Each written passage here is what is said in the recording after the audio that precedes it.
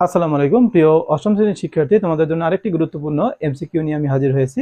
এমসিকিউটি হলো সরল মুনাফা থেকে অনুশীলনী 2.1 এর। এটা হলো ক্রয় বিক্রয় সম্পর্কিত এবং লাভ ক্ষতি সম্পর্কিত। আমরা এখানে দেখব ক্রয় মূল্য ও বিক্রয় মূল্যের অনুপাত দেওয়া আছে 5:6 হলে লাভের শতকরা পরিমাণ কত।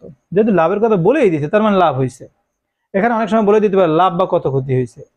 ক্রয় মূল্যের চেয়ে যেহেতু বিক্রয় মূল্য বেশি তার মানে লাভ হয়েছে।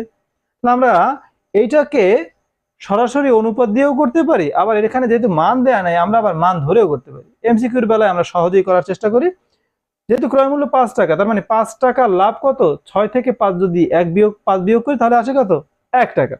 এখন শতকরার এই সূত্রটা আমরা মনে রাখবো, শতকরা লাভ সমান হয়েছে লাভ বাই ক্রয় মূল্য ইন্টু হয়েছে 100%। যেহেতু আমার এখানে লাভ হয়েছে কত, 1 টাকা, এবং ক্রয় মূল্য 5 টাকা লিখলাম এবং ইন্টু কত, 100%। 5 দিয়ে যদি 100-কে কেটে দেই তাহলে হয় কত, 20%। তাহলে আমরা কিন্তু আমাদের শতকরা কত টাকা লাভ হয়েছে এটা কিন্তু আমরা পেয়ে গেলাম। তাহলে আমাদের লাভ হয়েছে কত, 20 টাকা। তাহলে অ্যান্সার কত, খ নাম্বার অপশনটা আমাদের উত্তর হবে। আশা করি এই এমসিকিউটিও তোমরা অনেক ভালোভাবে বুঝতে পেরেছো।